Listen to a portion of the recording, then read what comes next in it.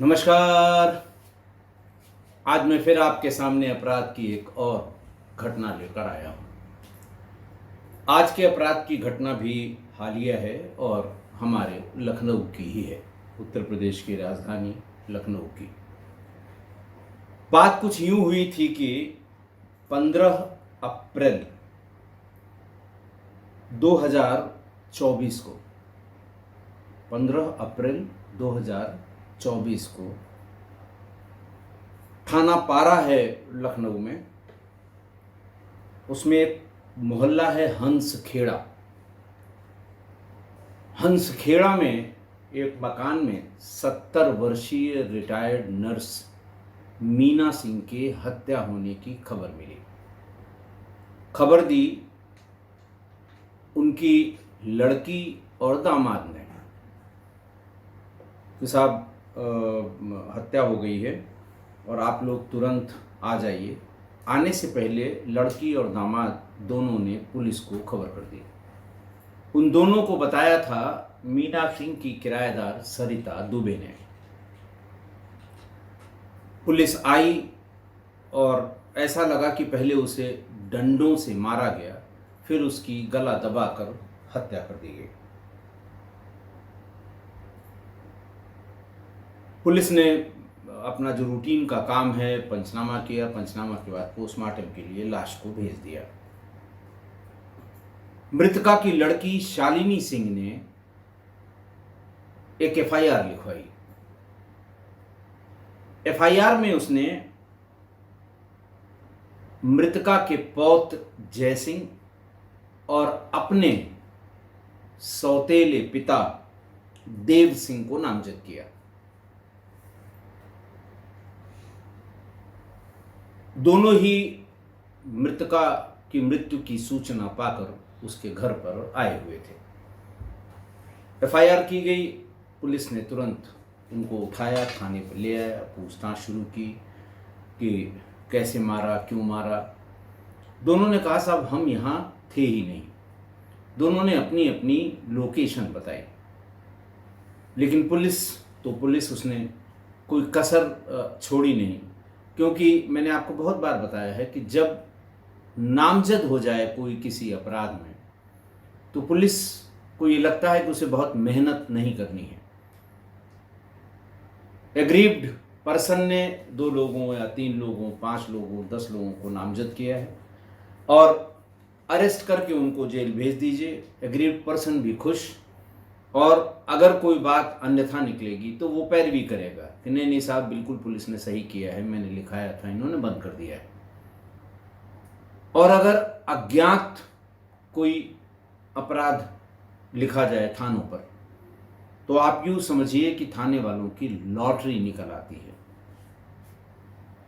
जो जरा सा भी रिलेटेड है कहीं से वो बुलवाया जाएगा, थाने पर बिठाया जाएगा, उससे कहा जाएगा कि आप इस अपराध में, इस हत्या में आपका नाम आ रहा है और क्यों आ रहा है ये भी पुलिस कुछ गढ़ के बताएगी, और फिर उसका दोहन होगा, उसके साथ तमाम दिक्कतें होंगी। तो इसी तर्ज पर उन दोनों को बुलाया गया, बिठाया गया, 2 दिन डिटेन किया गया। वो यही दुआई करते रहे कि साहब इनसे पूछ लीजिए, उनसे पूछ लीजिए, मैं वहाँ था, अपने घर पे था, कोई कृष्णा नगर में, कोई कहीं और बताया, जो घटना स्थल से काफ़ी दूर थे। बहरहाल सीनियर अधिकारियों ने हस्तक्षेप किया।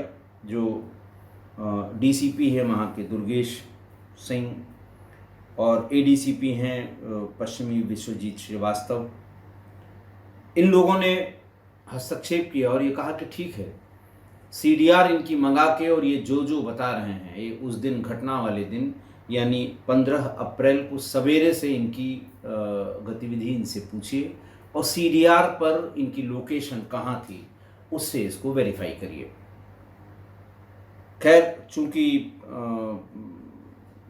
वरिष्ठ अधिकारियों ने कहा, यही किया गया। सीडीआर ले आई गई और सीडीआर में इन्होंने उनकी लोकेशन देखी तो उन दोनों की लोकेशन घटना स्थल पर घटना के समय नहीं थी। पुलिस ने उनसे पूछा कि भाई आपको कैसे सूचना मिली। पता लगा कि साहब हमको इस तरह से सूचना मिली, किसने बताया। ये जानने के लिए कि इनको सूचना कहाँ से मिली और जो ये बता रहे हैं उसमें कितनी सत्यता है, क्योंकि सूचना देने वाली उनकी किराएदार थी सरिता दुबे। सरिता दुबे का मोबाइल नंबर भी खंगाला गया, मंगाया गया। सरिता दुबे घटना के समय वहां पर थी और जिस व्यक्ति से उनकी सबसे ज्यादा बात होती रही सरिता दुबे की, वो व्यक्ति मृतका का दामाद था और उसका नाम था विनय सिंह। उसकी भी लोकेशन घटना के समय घटना स्थल पर थी।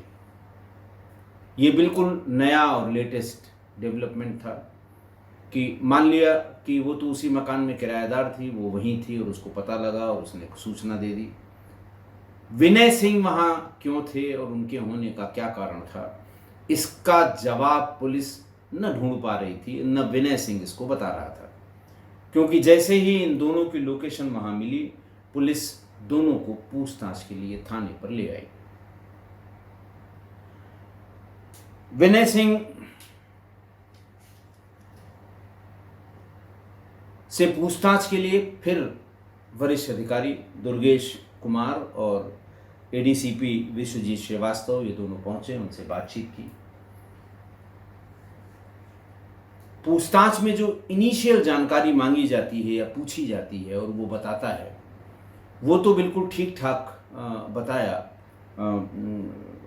दामाद विनय सिंह ने, लेकिन आगे की जानकारी में वो गड़बड़ा गया। अपने ही बयानों में वहाँ थे तो वहाँ से वहाँ कितने बजे पहुँचे, वहाँ से वहाँ कितने बजे पहुँचे, कितने बजे तुमको सूचना मिली और कितने बजे तुम मौके पर पहुँच गए, इन सवालों में वो गड़बड़ हो गया। पुलिस को समझने में बिल्कुल देर नहीं लगी कि झोल यहीं कहीं पर है। विनय सिंह की फिर थोड़ी बहुत खातिरदारी हुई, विशिष्ट श्रेणी की पूछताछ हुई। थोड़ी देर में उसने सब बता दिया और ये बताया कि हमने और वो जो किराएदार थी सरिता दुबे, इन दोनों ने मिलकर उस मीना सिंह की, उस बुजुर्गवार की हत्या कर दी थी। कारण पूछने पर बताया गया कि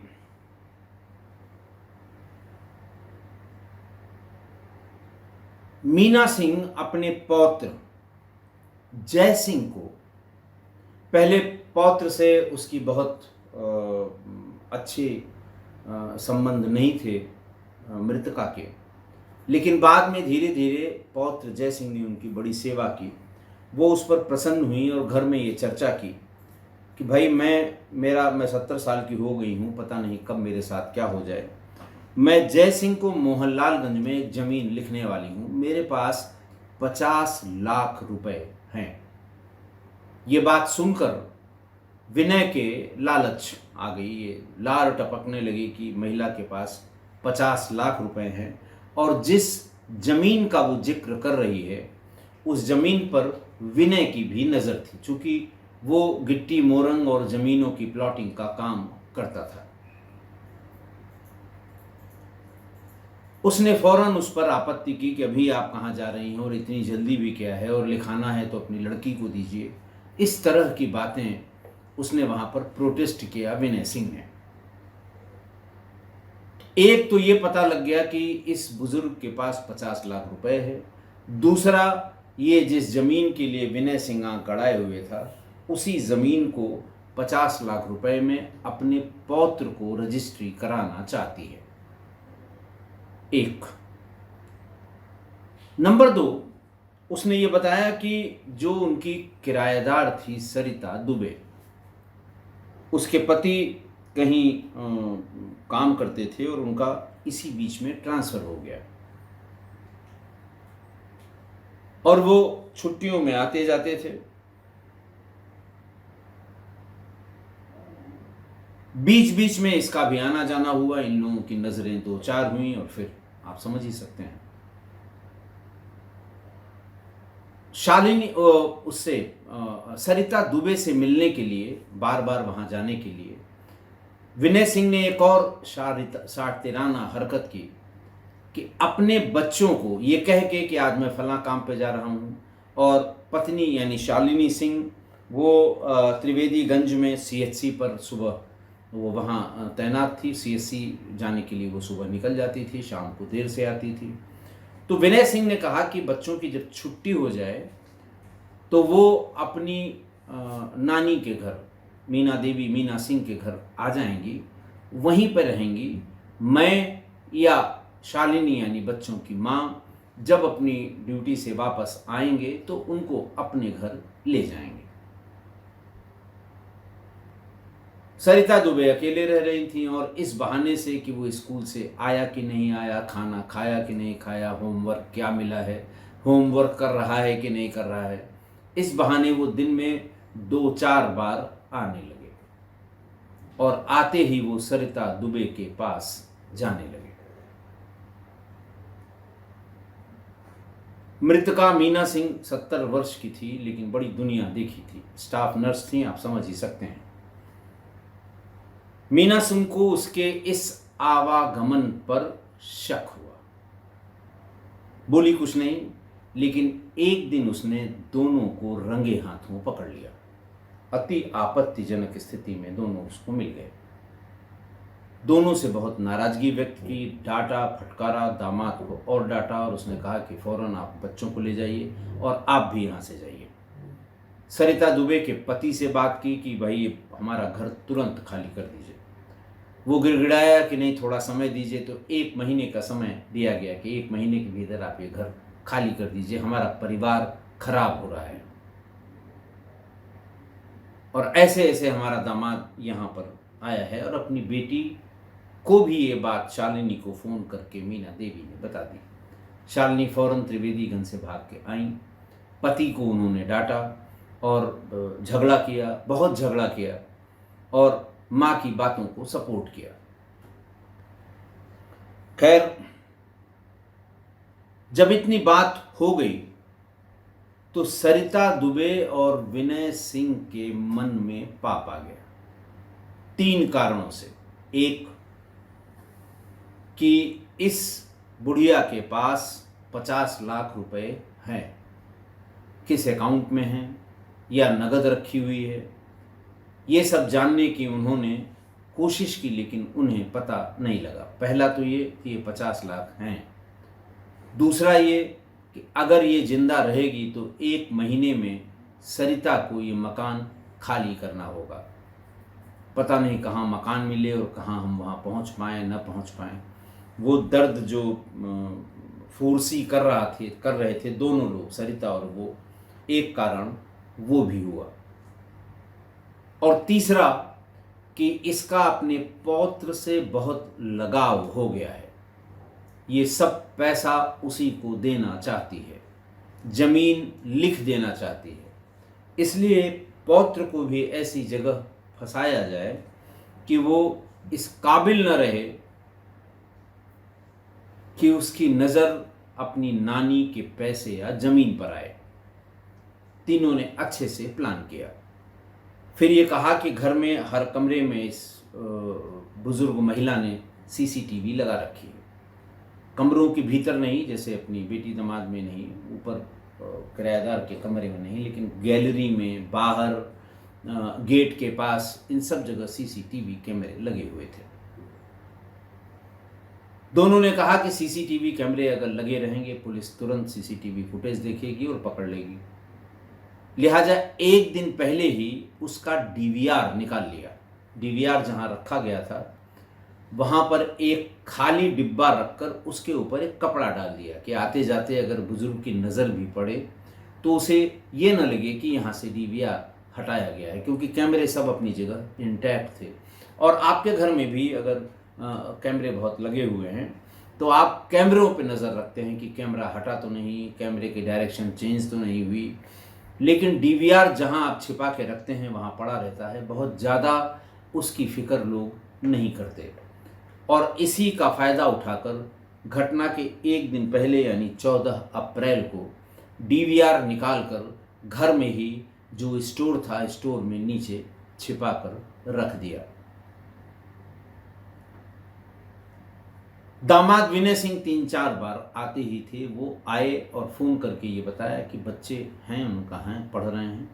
उन्होंने कहा कि उनको अपने कमरे में जो तुम्हारे कंप्यूटर लगा हुआ है वहाँ भेज दो, उस पर वो गेम खेलें। मैं आ रहा हूँ, नीचे ही तुम हमें मिलो, हम दोनों लोग सबसे पहले मीना देवी का या मीना सिंह का काम तमाम करेंगे। सरिता दुबे ने वही किया। दोनों बच्चों को अपने कमरे में भेज दिया और खोल दिया कि देखो इसमें ये गेम है, तुम लोग अपना खेलो, अभी हम थोड़ी देर में आते हैं। वो नीचे चली गई, विनय सिंह आए, दोनों एक साथ मीना के बेडरूम में घुस गए। बेड के बगल में मीना एक छड़ी लेके चलती थी, वो छड़ी रखी थी और उसी छड़ी से सबसे पहले भरपूर वार मीना सिंह के सिर पर कर दिया। उसके बाद तकिए से उसका मुंह दबाकर सरिता और विनय ने मिलकर उसे इतना मुंह दबाया कि वो निढाल हो गई। फिर भी उसकी समझ में नहीं आया या कम आया कि पता नहीं मरी कि नहीं मरी, तो उसके गर्दन को कस दिया। उसके बाद मीना का मोबाइल भी विनय ने अपने पास रख लिया, ऑफ करके रख लिया और दरवाजे में इंटरलॉक लगाकर विनय कृष्णा नगर के अपने मकान पर चला गया, जहां वो अपनी पत्नी के साथ रहता था। और ये इंस्ट्रक्शन दे गया सरिता दुबे को कि तुम मुझको और शालिनी दोनों को फ़ोन करना, पुलिस यही पूछेगी और यही सीडीआर में ढूंढने की कोशिश करेगी। उसके घर पहुंचते ही फौरन सरिता ने विनय को भी फ़ोन किया और उसकी पत्नी शालिनी को भी फ़ोन किया। विनय जब पहुंचा, भागकर तुरंत पहुंचा, तो नाटक करते हुए लॉक तोड़कर भीतर घुसा और ये सूचना अपनी पत्नी को दी कि जल्दी आ जाओ, किसी ने मार दिया है। मैंने पहले ही बताया कि पुलिस ने जय सिंह और देव सिंह के मोबाइल को खंगाला तो उनकी लोकेशन घटना स्थल पर घटना वाले दिन नहीं थी और सरिता और विनय दोनों की उस दिन थी। फिर सरिता और विनय के मोबाइल पुलिस ने कब्जे में लिए और उसको अच्छी तरह खंगाला तो उसमें 2 आपत्तिजनक फोटोग्राफ मिल गए। तमाम रिकॉर्डिंग सेव थी।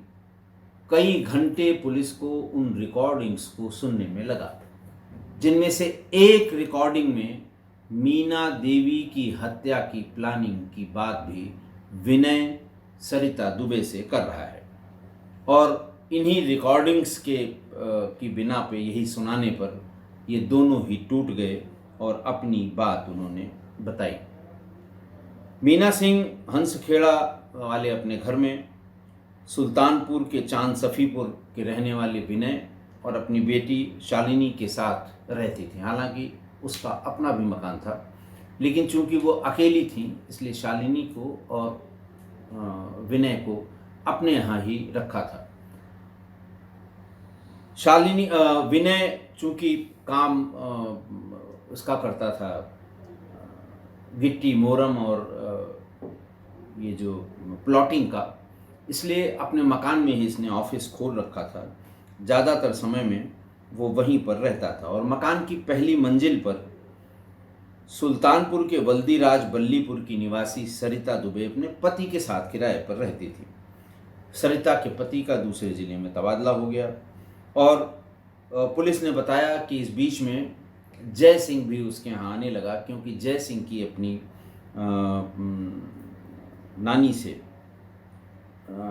दादी से बहुत अच्छे संबंध हो गए थे। पहले वो उससे नाराज रहती थी और कभी कभी जय सिंह के वहाँ मानक नगर स्थित आवास पर भी जाकर वो रुकती थी। और इसी बीच जब उसने उसको कुछ संपत्ति देने का फैसला किया तो विनय ने इसका भरपूर विरोध किया और तभी ये तय किया कि इस महिला को अगर नहीं हटा दिया जाएगा रास्ते से तो ये ज़मीन भी लिख देगी और सरिता से मेरा मिलना जुलना भी बंद हो जाएगा। बहरहाल दोनों को गिरफ्तार करके जेल भेज दिया गया। आज की घटना।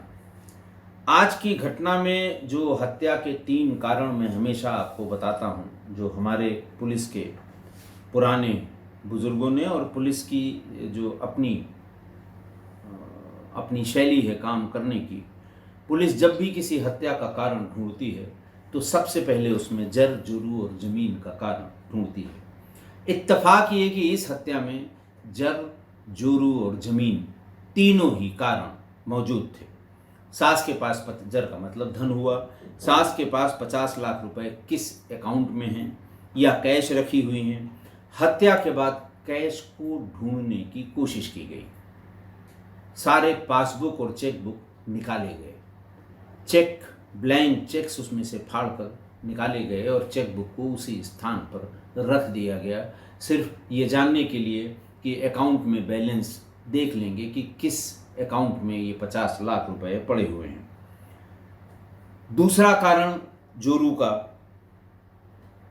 यानी महिला का सास के घर जो किराएदार थी उस महिला से संबंध हो गए।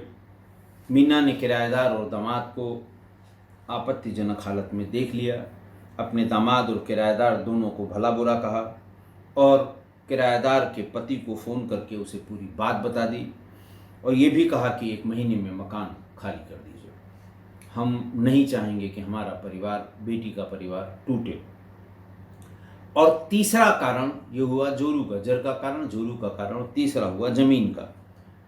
जिस जमीन की रजिस्ट्री मीना अपने पौत्र के नाम करने वाली थी, उस जमीन पर उसके दामाद विनय सिंह की भी नज़र थी और तभी उसने सोचा कि एक झटके में